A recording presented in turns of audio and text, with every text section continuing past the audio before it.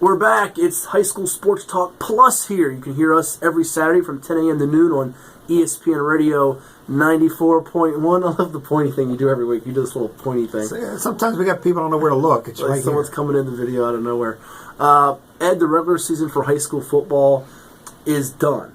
The playoffs are upon us. Next week they will begin. We still have a few power rating situations that have to be figured out, particularly in 6A with a three-way tie that has Lansdowne, Bayside, and Tallwood tied for the 4, 5, and 6 seeds. That'll be sorted out by the VHSL once the official ratings are released on Sunday. Then they'll have a draw for the number 4 seed with a three-way tiebreaker. The other two will get the 5 and 6 seeds. That'll be done by the VHSL on Sunday with the 9th tiebreaker. They're going to the 9th tiebreaker, people. 9th. This is not the first, so don't complain that why are they drawn out of a hat. They've already done 8 ways, and it's still all tied. They all finish up at 31.5 in 6A South. Meanwhile, Lake Taylor and Lafayette are battling for the number 1 seed. Lake Taylor has it by a whisker, 0.1, going into the George Wythe and Huguenot game that has just kicked off as we record this video. If Huguenot is to win, Lafayette will get the 1 seed. If George Wythe wins, Lake Taylor will get the 1 seed. I'm going to project that Huguenot wins, but what we'll have to do is do this whole thing over again if they don't win, and we'll just be, in trouble there. But so let's start off in 6A. You want to go there first? Let's do 6A. All right, number 1 seed is Oscar Smith. They play host to the 8th seed in Western Branch. The 2 seed is Cox. They finished up 9-1, had a great year. The 7 seed is Grassfield. Woodside is the 3 seed. We wait to see if they get Bayside, Tallwood, or Lansdowne, and which of those two will move to the 4 and 5 lines. Are we sleeping on Cox too much as a 2 seed? They had a great year. Their defense has been tremendous, led by the Broccoletti brothers and Matthew and Michael. Jordan Williams, the defensive lineman, going to Clemson. Their offense put up a big number against Kempsville. Granted, Kempsville's winless, but a lot of people, us included, seem to like Grassfield as a 7 seed, very capable of pulling off that upset. They can, and I don't know why we sleep on Cox. They've had a great year, kind of a silent year, 9-1, if we can call it a silent year. Grassfield, a lot of athletes. Cox, more of that grinded out, deliberate type game. Don't make many mistakes. One thing about a Cox team, they're not going to beat themselves. So that'll be a contrast in style, interesting matchup. Yeah, 23.2 points per game offensively for Cox, which isn't a ton, but it got better the last couple of games.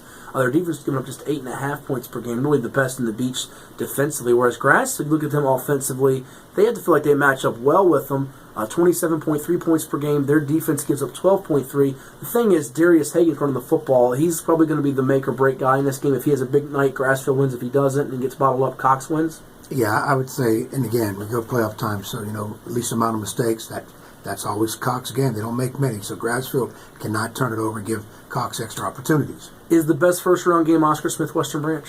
I got a feeling it is because Western Branch, 6-4, they got smashed by Oscar Smith about a month ago. Well, hold on, that was 17-7 third quarter. Well, and it was, if I'm not mistaken, some big special team plays by Oscar Smith got him that. Khalid Perry with the kick return. So if the Western Branch eliminates those kind of mistakes, I think we have a really good game in the making. Of course, the 4-5 matchup is going to be 2 beach teams. 2 of the 3, we just don't know who. And, of course, the other one will be the 6 seed at Woodside. Yeah, they led 17-7 in the third quarter. Western Branch did. Sean Mitchell had that great 3rd and 27 play, I think it was, rolling to his right. Completed. He's chasing the VHSL career records for touchdown passes, yards, and completions going to William & Mary. And really that defensive line for Western Branch with Jalen Alexander, Deshaun Dixon. You think of Copeland. They used Clint Marshall, the William & Mary commit, in that rotation too. We had Greg Gibson on the radio show, the coach of the Bruins. That 3-man, 4-man front, that's the matchup to watch. The Oscar Smith offensive line, the pass pro, giving Mitchell the time to throw, whereas if Western Branch can disrupt them, that can really change things up for the Oscar Smith offense that's been really hot lately. Yeah, Western Branch, when you sit down and look at the numbers, they might have the best defensive line in the area. But Oscar Smith offensive line, traditionally, back in the days when Scott Burnett was running that, he's down in Georgia now with Coach Morgan, who left Oscar Smith. They're one of the best offensive lines in the area. So the pedigree is there to take care of business against Western Branch. So favorite in the bracket is Oscar Smith, you say, right? No doubt. Okay. Top contender. Who's the top contender in that bracket to not maybe even just be Oscar Smith, but go beyond the second, third round and cause havoc? First look, I say Cox, because they won the Beach 9-1. Beach had some really good teams. But there's another Beach team that I know you really like. Bayside, Bayside Marlins, yeah. because they are putting points on the board. So that could be the team to watch out for, and they're going to be no higher than a 4th, no lower than a 6th. Who's your dark horse seed? Who's the under 4 seed that you see that can pull an upset or 2 in that bracket? Do you like Grassfield? You like Western Branch? I like Western Branch. Like Western Branch. I'm with you. I think Western Branch is very much a live seed there, but Grassfield, to me, the more favorable matchup than Western Branch, getting Cox as opposed to Oscar Smith. Not a lot of familiarity, and they've played before in the playoffs, Grassfield and Cox, and I think Grassfield won that a few years ago. So there you have it. That covers 6A. Let's flip over to 5A. First round games, you've got Hampton as the 1, Warwick as the 8. 2-7 features the Salem Sun Devils against Green Run. That was a 14-6 ball game in late September. 3-6 is Norview Nansemond River, a rematch from last year. Also a rematch from last year, Indian River to 4, Bethel to 5. Both teams are 6-4. That's the first round matchup that intrigues me most. Indian River Bethel 4-5 game. It was close in the season. Indian River's young, but they have Devin Hunter. Bethel has Jeremiah Owusu. It's a star watch. Owusu, Hunter. The role players might decide the outcome, though. Probably so, and what has happened this year, pretty much in their 4 losses of Indian River, Hunter has been stopped for the most part. So if they get him on track and he's running wild, they got chances to win. So I'm sure Owusu will be looking at Hunter, Devin in that ball game all the way. I don't see a lot of intriguing matchups in 5. I almost think go by chalk on this. Yeah, some of the lower seeds can win it, but I really, other than Indian River Bethel, I don't see a game that's overly intriguing. I'm trying to look ahead here, crystal ball, and I kind of see a Hampton-Norview third-round matchup as really fascinating. Remember, they played last year at Darling Stadium. Hampton won it pretty close, and then the third round, Indian River got Hampton. Not the same Indian River team. They had Tavante Beckett, Jaquan Yulee, some senior heavy guys to go with Devin Hunter on that group. The Hampton defense might be getting slept on a little bit here because we've talked so much about Daz Newsom and how dazzling he has been, but Hampton on the year giving up just 8.6 points per game, and their defensive line, much like Western Branch's, can be a difference in this bracket because Norview probably has the most potent offense of the 8 teams in this field. I agree. Norview best offense, Hampton best defense. Hampton's offense isn't bad. Better than Norview's offense, maybe a slight edge. I like Hampton, but Norview's the team I'm looking at to win this whole thing. So they're the top contender to Hampton as the favorite. Yes. Your sleeper, is there a sleeper? Is Nansemond River a sleeper as a 6? Because that's a first-round game. It's dangerous. That's my school. I got to give them some kind of credit because every time I pick against them, I hear it all week long. Got a kicking game now. They have the kicking game. They have offense. They have the right weapons. It's being consistent and both sides of the ball and not making that crucial fumble or missed kick or whatever here or there. And remember last year they played Norview pretty tight right up to the end. So Norview could be that sleeper team that can at least get through that first round and see what happens in that second.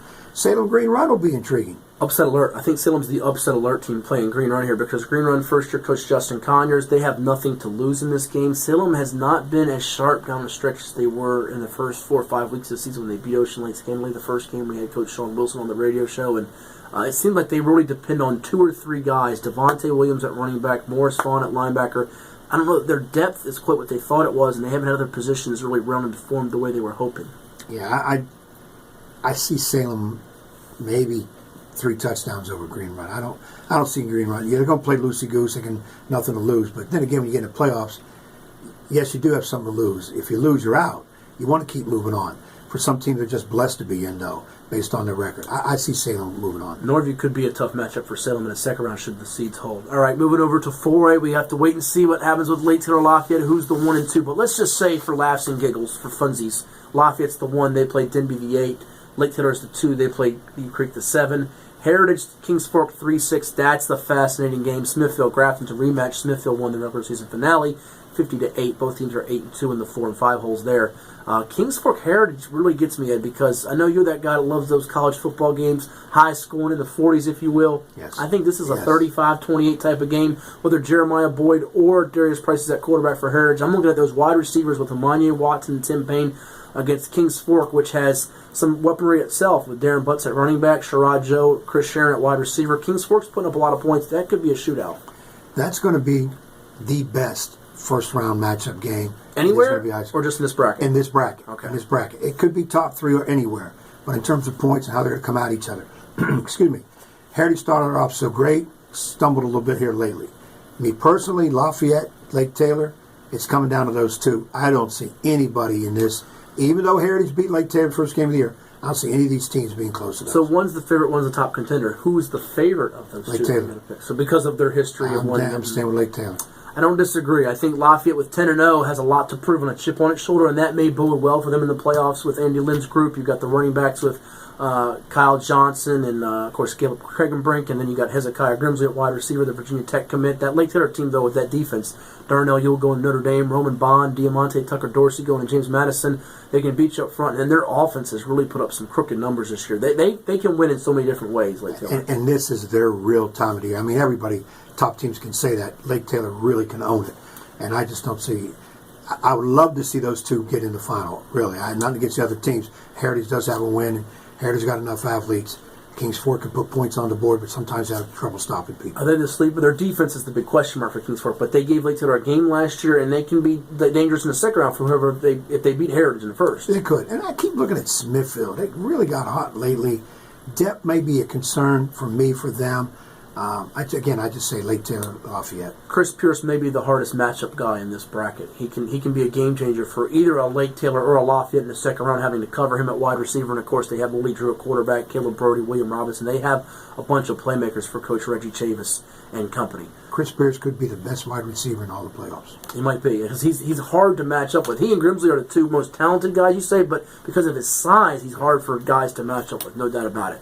So that pretty much covers 4A. We're on to 3A, aren't we? Going down the ladder, I guess that's how I will say it. 3A. Phoebus is the 1 seed, 8-2, hosting the 8 seed War Hill 4-6. 2-7 is Parkview Tab. 3-6 is Lakeland Pocosin. Lakeland at 5-5. Pocosin at 6-4. And the 4-5 Southampton 7-3. Norcom, the 5 seed at 5-4. Norcom may be a bit disappointed, not just from the standpoint they lost Lake Taylor regular season finale, much improved year from 1-9 a season ago to a win in 5 games this year for Coach Larry Archie's crew, but they got to go on the road to Southampton, and they could have had a home game.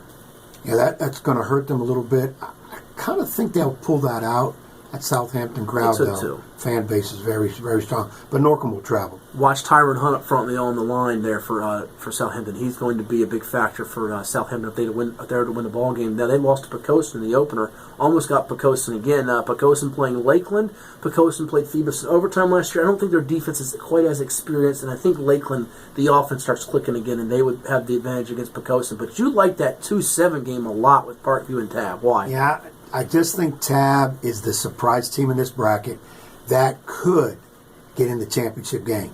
I mean, personally, Phoebus #1. I don't think anybody's going to touch them in this division at all. I don't see it. But I think Tab, as a 7 seed, you get all the way up in there. Well, the semifinal game because they crossed bracket. Okay. Yes, in the semi. Parkview, jury's out on them. They've scored points, but have they played that tough of a schedule? I don't think they have. I think you hit on a great point. And that, remember last year they lost to Lakeland in the first round, and Lakeland could see them in the second round should the seeds hold. Phoebus is without a doubt the favorite. Who's the top contender to Phoebus? Is it Lakeland?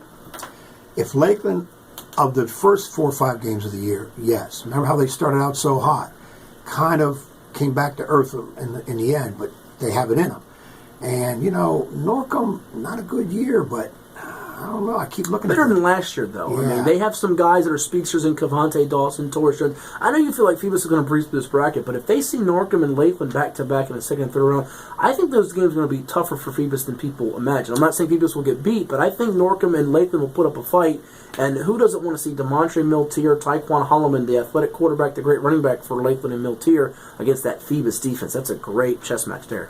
I say there's some contenders here, but I predict Phoebus wins every game by double digits. Wow. I think Phoebus wins every game. I think they'll win one of the two with Norcom, Lakeland double digits. One would be close in my estimation. So there you have it, Ed. We wrap it up with this. Give me a team in these 4 brackets, and you haven't seen the rest of the state, that you are most confident about winning a state championship. Who are you most confident in winning a state championship? Lake Taylor. Lake Taylor. Interesting. I'm going Lake Taylor.